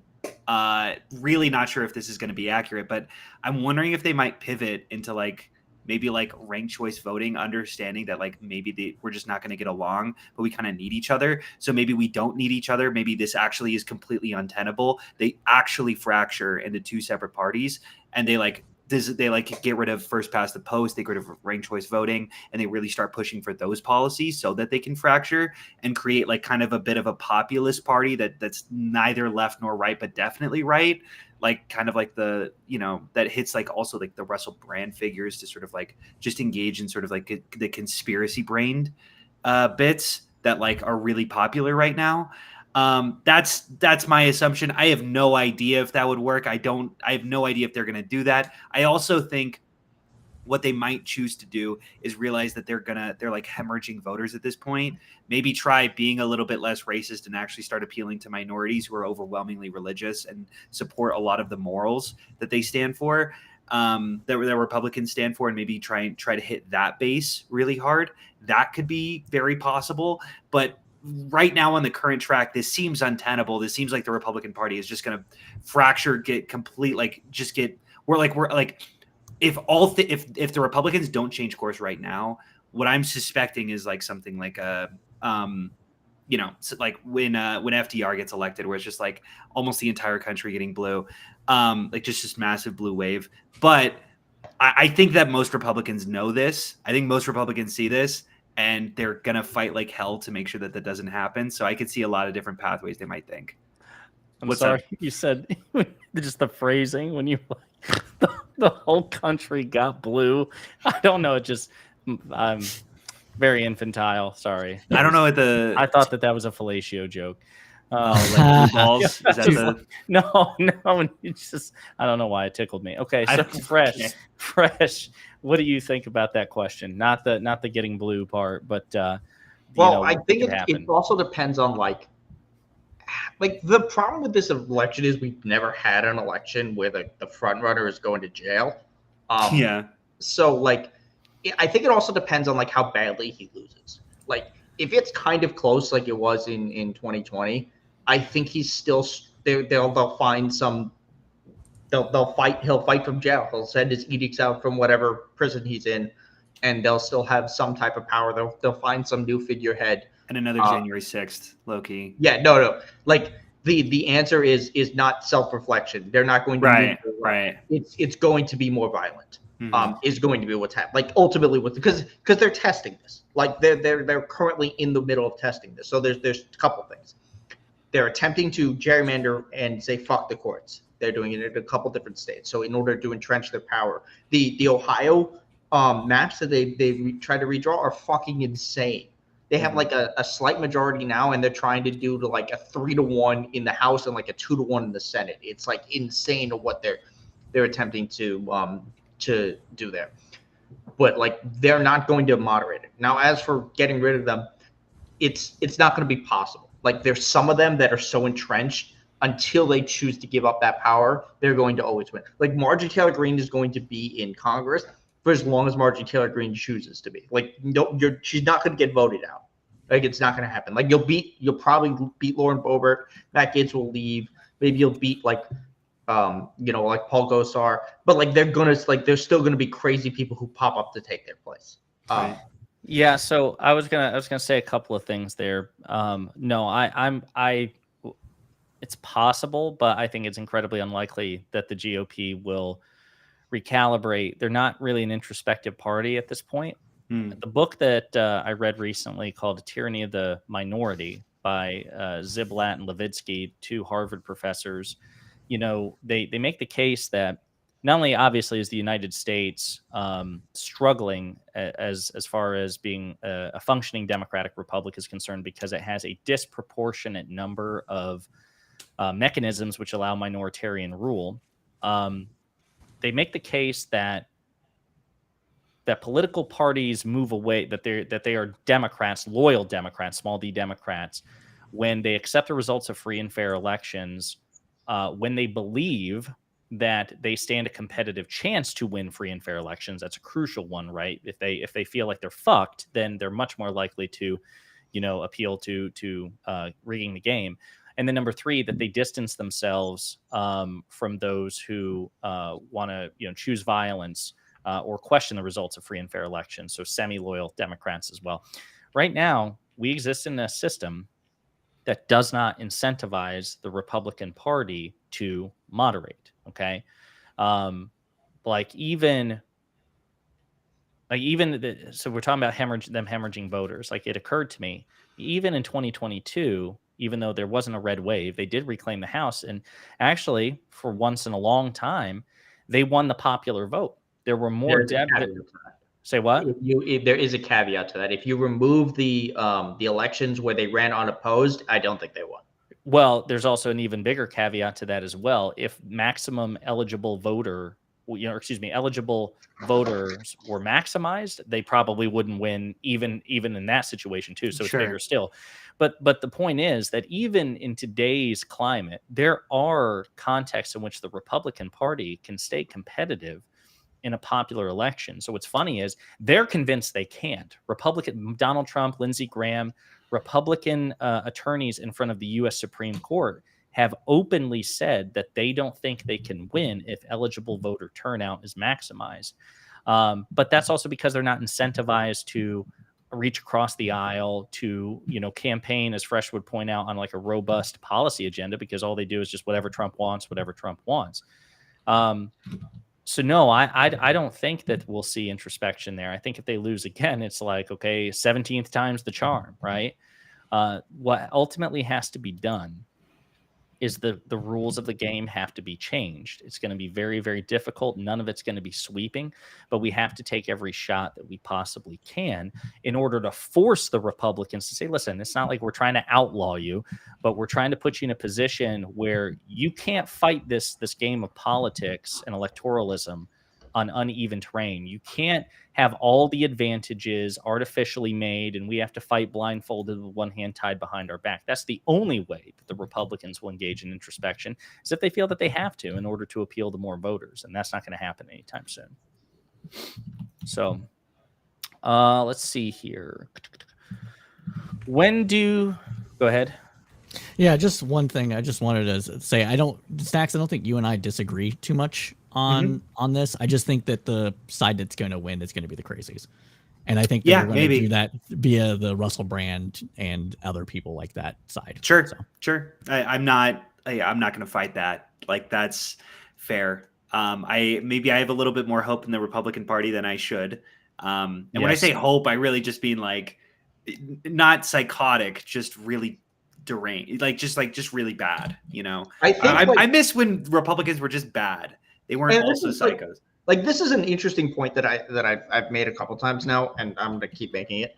They're always the Republicans always the worst. They're always the end of democracy. And like, when do we stop like making this argument? And the answer is when they stop doing that. So like, and the comparison I've made is like, if Nikki Haley was the front runner, we wouldn't be out here saying she's doing fascism, like in the same way that like Trump or DeSantis or Vivek would do. We would say she's bad because she wants to extend Social Security, the ability for people to get it. She's like anti-union or whatever the other policy point that you disagree with is. Right. Nikki Haley's not a threat to democracy. Right. Nikki Haley isn't a threat to democracy. Like, I think if at some point in this election they do the only sensible thing, which is if they actually want a chance to remove Trump, they have to all rally around her. And like, she actually gets close, like she closes that gap to like a level where maybe if they'd done it earlier, she would have won. That might be a good sign. I don't see that happening because I cannot imagine DeSantis doing that, and God knows what Vivek's goal at this point is. Yeah. But that's like the thing. Like, they have to figure out how. They need to choose a front runner. Right. Like who's somebody like saying like maybe if they start rallying around like a Larry Hogan or. Yeah, the problem is it's not up to the Republican Party. The problem is it's up to the Republican populace, and they are very, very, very firmly, like, say what you will about the Republican Party, they're very democratic when it comes to listening to their populace and choosing the front runners. I just don't think they're popular. They're not as popular, and maybe Cypher's got a point. Like, it's the populace. It's Trump, it's DeSantis, and Vivek. I think those are the top three by a mile. I could be wrong. That's not that much. I think Haley caught up to Ron at this point. Oh, really? Okay, fair enough. Because Vivek DeSantis has been tanking recently. Yeah, I haven't checked recent polls. Yeah, I think DeSantis. I think he's in like 5th in New Hampshire. Oh, really? Well, this doesn't matter. Trump is ahead by a mile. No, I understand. It's by a mile, like 50 points. No, fair enough on DeSantis and Vivek, but like Trump is ahead by a mile. It's like 50. Right. That's why like he's ahead by enough that like even if they coalesced around Nikki Haley, he's still up like 20 fucking points. Yeah, but it's like the populace just won't listen. They don't care. But like that's Trump. Fucking most frustrating because it's all fake. Like, what do you mean by that? Like, their populism is all fake. I don't. What do you mean?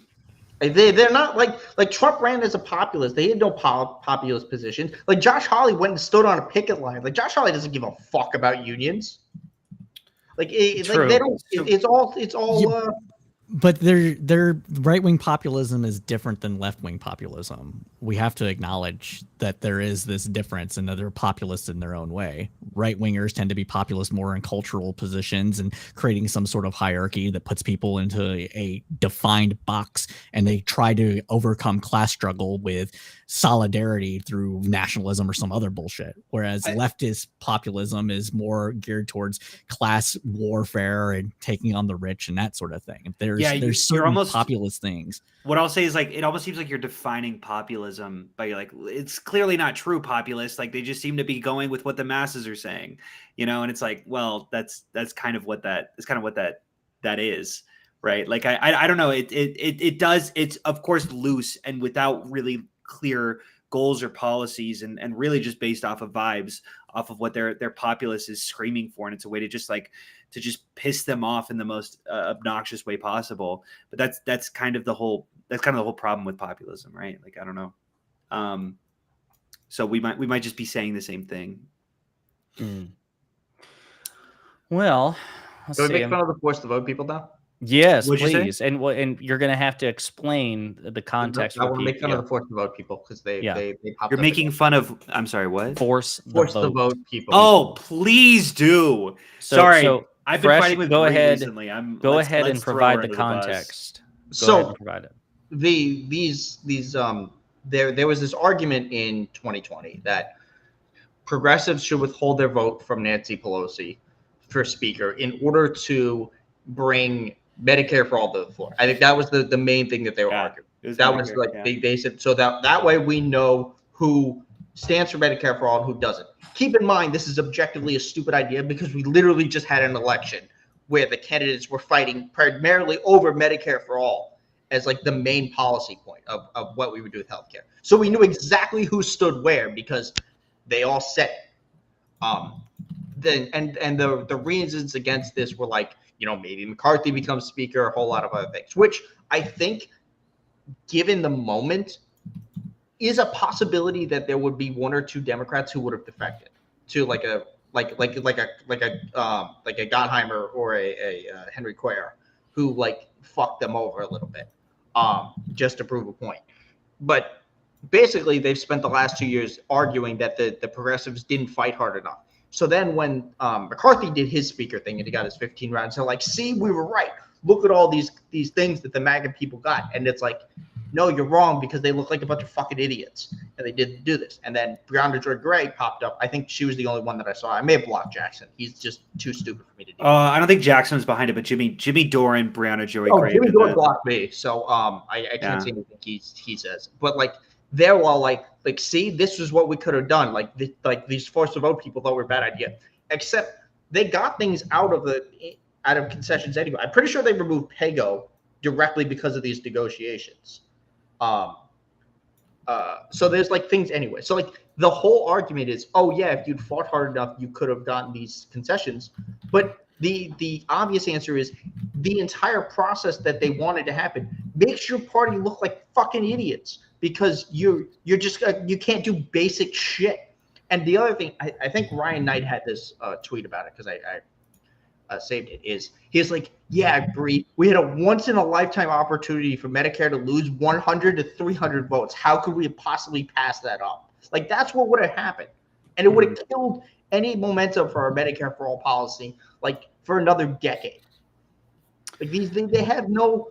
It's such a short-sighted, stupid argument. It like I have to say, the more that I listen to Breonna Joy Gray, the more it is like fundamentally like unbelievable that she was working for the Bernie campaign. Yeah, seriously.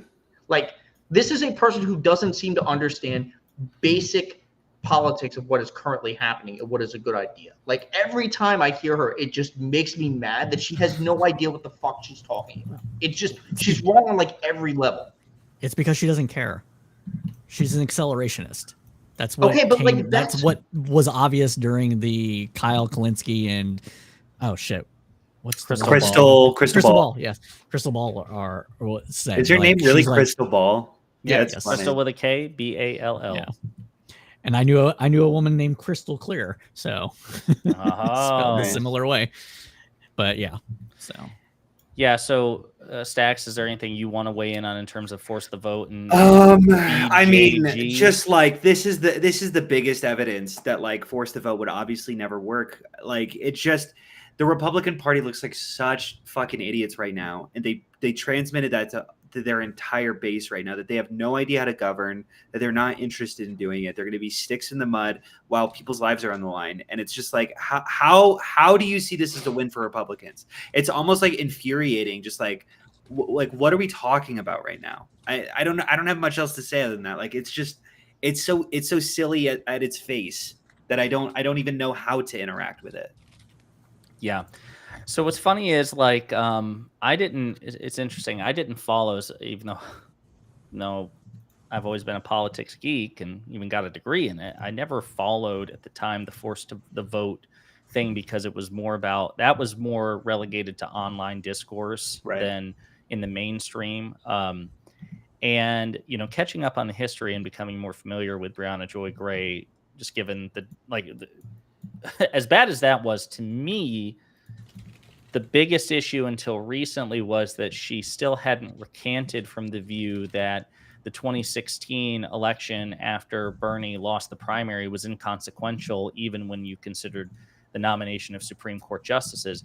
It's, I think her podcast name, Bad Faith Podcast, is aptly titled because it's the embodiment of bad faith. Well, the embodiment of bad faith is the Republican Party, of course, which is infinitely worse than Brianna Joy Gray. But among the left, if there is such a thing as bad faith, which of course there is, but just to a vastly smaller degree, because of course the Republican Party is infinitely worse in all ways. The Brianna Joy Gray not recanting from her views on the Supreme Court after what Gorsuch has done, Amy Coney Barrett has done, Brett Kavanaugh has done, giving that 6-3 conservative supermajority. Like Cypher said, if there was any doubt whatsoever that she had absolutely no regard for the country, that was the great example. There are people who you could easily make the argument are now dead because of certain decisions made by the Supreme Court in a roundabout way. It's the same argument, when she makes the case that there is no difference fundamentally between Donald Trump and Joe Biden at the end of 2024. There will be people who are alive at the end of 2024 or as a result from the outcome of 2024 if Joe Biden wins the presidency as opposed to Donald Trump. So there actually are material things to consider. The force the vote thing, I'd forgotten all about that until, this thing popped up and I think she and Sam Cedar were going back and forth on it. Yeah. So I'm going to want to wrap up here in about 10 minutes because I think we've definitely, I really only wanted to hit the Speaker McCarthy thing and the periphery surrounding it. So based on everything that we talked about, so we got about 10 minutes left. Is there anything else with respect to this situation that anyone wants to point out or ask or, discuss in the last 10 minutes regarding Congress, the speakership, MAGA in the speakership, Trump in the speakership, Kevin McCarthy, something like that's germane to this particular topic? I'm curious. Do you think it's almost definitely Scalise who's going to be speaker next? Compared to versus him and Jordan? Absolutely. Yeah. Like, what do you think the likelihood is? I'm just curious. I would be, as deranged as MAGA is, I would be shocked if Jim Jordan pulls more votes than Steve Scalise. Right. You think it's just going to be like a 95% chance it's Scalise next? I'd be shocked. Sure. 100% shocked. That makes sense. I would almost say that Jeffries has as much of a shot or more of a shot than Jordan does because he would certainly get every Democrat vote. And I think that there would be more moderates who would at least want to vote for Hakeem Jeffries, the Democratic leader, the minority leader, over Jim Jordan. So if anyone else wants to answer. I think it depends on Emmert. I think that Tom Emmert might actually be because he seems like a reasonable, Republican. I don't know enough about him. Let me ask you this, Fresh. I'm sorry to clarify. If you think Tom Emmert, would he win because of Republican support or mostly Democrat support, do you think? I think he has enough support among newer members because he's the Trump people are rallying against him mostly because he voted for the 2020 election. But his reasoning was basically hey, we can't say this fucking thing was rigged if we have all these people who are on the same fucking ballot. We can't say that they exist, but Trump didn't. So I think he might be a little more moderate. And again, if it's Scalise leading up to this, we're gonna see a lot of the David Duke stuff. And I don't know how tied to the David Duke stuff they want to be for this guy. Scalise was tied to Duke. I don't remember that. when he ran, he said, "I'm David Duke without the baggage," and apparently David Duke was like, I mean, I think this might have been like 20 years ago, but like it's very hard to. And I think David Duke was also like part of like advising him on things. Really? Gotcha. What about you, Cypher? What do you think? What was the direct question again? Sorry. The direct question was about Scalise versus Jim Jordan. Which one? Yeah. That one's actually hard to say. I want to say it's Scalise just because he has more support among moderate Republicans than Jim Jordan does, but they are both within the Republican Party powerhouses. So I think it's a little bit of a coin toss, to be honest. Also, isn't he sick? Isn't Scalise sick? He has blood cancer. Yeah, he's sick, which is another reason why it's more of a coin toss than. Yeah, because they're definitely going to say some crazy shit about. It was back in 1991 is when he said it. Okay. I mean, yeah, still... and Scalise also was the one that got shot, and that gives him power too, which is why also he has so much support among the Republicans, because he didn't go anti-gun and doubled down on being a douchebag. This is real quick. This is a good question or good comment from Quibbles over coffee. Just got here, but I'm genuinely so upset that Dems let Gates speak from our side of the house after Republicans wouldn't let him use their mics, which is true. Can you imagine if we didn't? I actually think the funnier thing is that, the Republican Party is supposed to be the party of free speech, and yet here they are actively blocking the microphones in the people's house. And would not allow an elected representative to use the damn mic. Now, if that's not censorship, I don't know what is. And of all the things the Democrats could just hit Republicans on, like, because there's so many, I do hope like Jared Moskowitz or somebody like a Democratic congressman with like a really good sense of wit and sense of humor, maybe AOC, somebody like that, who would actually use this to their advantage, be like, interesting move from the free speech party. Not the people. I mean, it's free. It's free speech when I'm talking, and it's based and red pilled when it's my enemies. So keep that in mind next time. It's funny optics.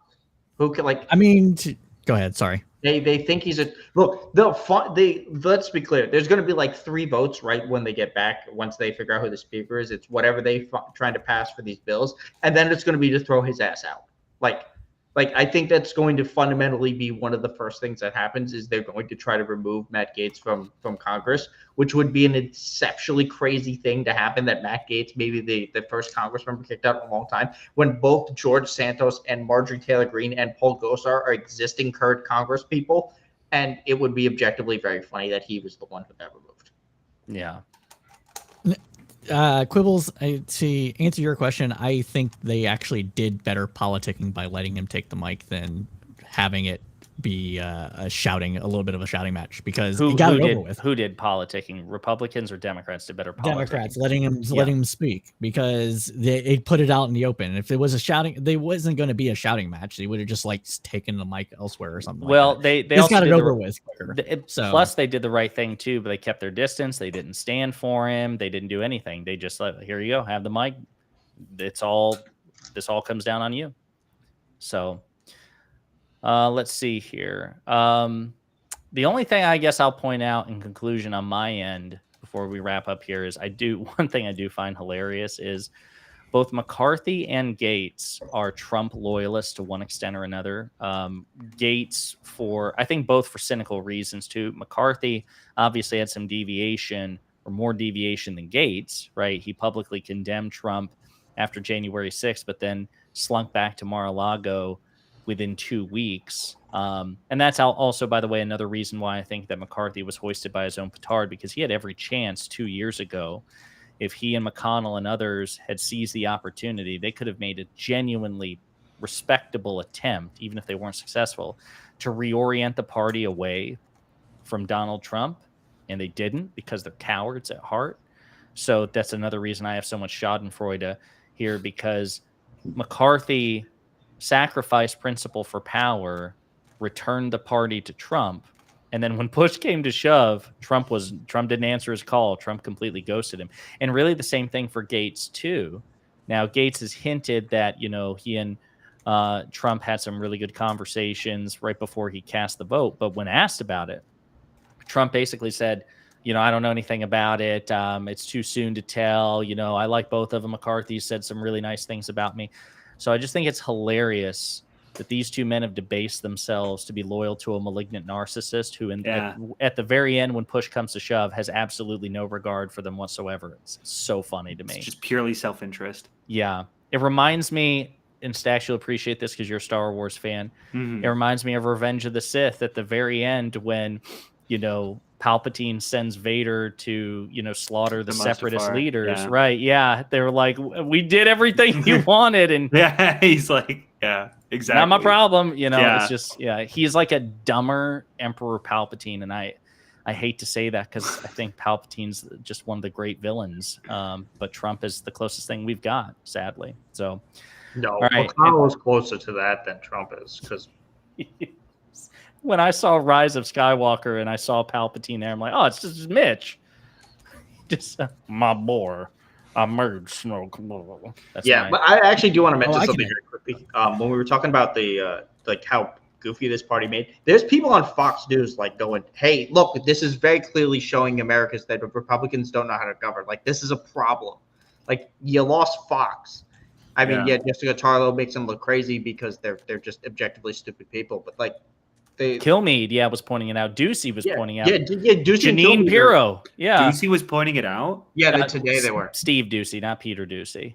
Peter Ducey is still on the White House beat, literally asking about Joe Biden's dog. All the shit going on. And the only thing that Peter Ducey can think of, can I get a gotcha about who? Well, the dog is possessed. They said they think it's like talking to somebody or something. Wasn't that the report?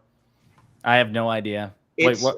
Yeah. I thought I saw something like other staffers were talking about that. Like, the dog just walks around the halls and it's like making weird clicking noises and shit. Like it's talking to somebody. Interesting. Can't wait for the conspiracy theory there. Marjorie Taylor Greene's gonna be like, the dog was vaccinated. That's also my Lindsey Graham, by the way. Oh, yes.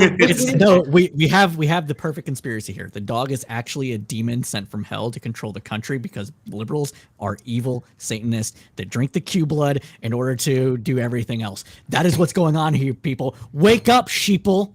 Okay, exactly. So I have to ask this just because this happened today. So as somebody who works in hospitals, I didn't happen to see any zombies today. Did any of you happen to see zombies today? I didn't check, but I do know that my arm twitched a little bit. I think the COVID vaccine activated for. I actually heard it was like The Walking Dead on the Republican side of Congress. There were zombies, but they all starved to death because there was not a brain in sight. Nice. I'm here all because Republicans are dumb. Explain it more. Yeah, Republicans are stupid. What are you? Oh, nice. Yeah. Nice. Yeah.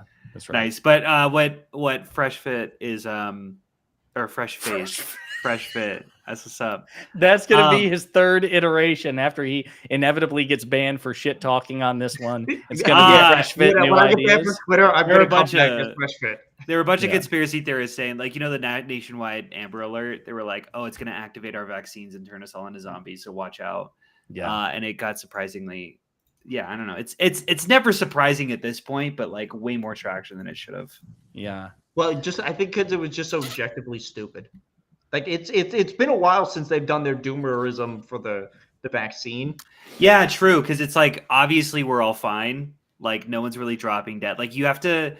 What they did for a little while, for a good few months or something, they were just like finding any news article of anyone just like dropping dead or just having a heart attack at like 20 or something like that. And they're like, so ridiculous. It's the vaccine! It's the vaccine! But that's like the funniest thing is like the Die Suddenly people who were like they made the documentary. Like, first off, there's people in that documentary who didn't have COVID like issues. Second, like the guy who the basketball player fell down, he got drafted this year. Like he's on the Jazz currently. Like he's not dead. So, he just had like something else. Or like Bronny James getting sick. Like they're like, oh yeah, it's a vaccine. You know what? Honestly, I haven't seen it in a while, and I think this is probably might pop up again. Is Darlin Ham is back playing football. Like. So I'll be honest with you. I don't watch football.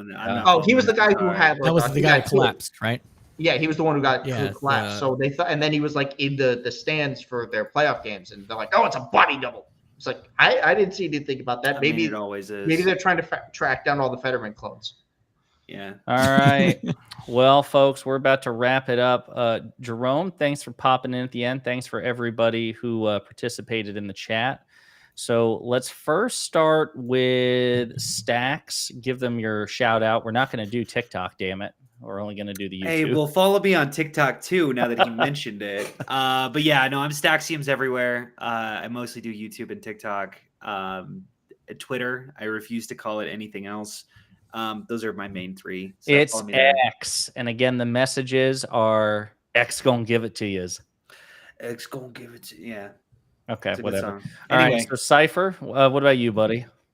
Hey everybody, my name is Cypher. I do a news show every Thursday. So if you are interested in any of that, be sure to check it out. YouTube, Twitch, whatever. I also do Instagram and other places. So that's Instagram modeling, though. It has nothing to do with politics. Can you tell them about what you're doing in Dallas as a reminder? Yeah. So in Dallas on November 5th, I will be debating actual justice warrior, also known as Sean Fitzgerald, who is a chud when it comes to criminal justice reform and crime in general. This will be the first time, and to my knowledge, that he's debating anybody that has a direct criminal justice degree, such as myself, which he also has. And so it should be an interesting thing. We're going to debate, is the left soft on crime? And my answer is going to be no. And we're so hard on crime, we don't want it to exist by solving its root causes. So it's going to be good stuff. Yeah, I'm hyped to watch it. I will say I thought, because I'm so confident in your abilities, I did think initially that you were going to be the toughest challenge that he was going to face of the day. But then I heard that he's going to be debating Destiny, and the topic is Trump versus Biden presidential record. Wait, isn't he debating Ben? He is debating Ben Shapiro at some point. Yeah. But yeah, the date to be determined. But yeah, actual justice warrior after debating Cypher is going to be debating Destiny on Trump versus Biden. We're all going to have dinner together during the space between those two debates. So it should be well, good luck. Tell him it's his last supper, because after that conversation, it's not going to go well. There is no cogent defense for Trump, and I'm actually surprised. I'm shocked. AJW accepted the premise. He usually just sticks with crime stuff. I can't imagine the burden of trying to defend Trump. Fresh, what about you, buddy? You don't stream anymore, but what's your shout out? So I think I've been telling people this wrong for so long. It's my handle on Twitter is Fresher Ideas New. We're gonna change that right now. Yeah, I definitely been telling people this wrong all the time because I forgot what I put it on, and I don't interact enough with people that it matters. But yeah, I'm on Twitter.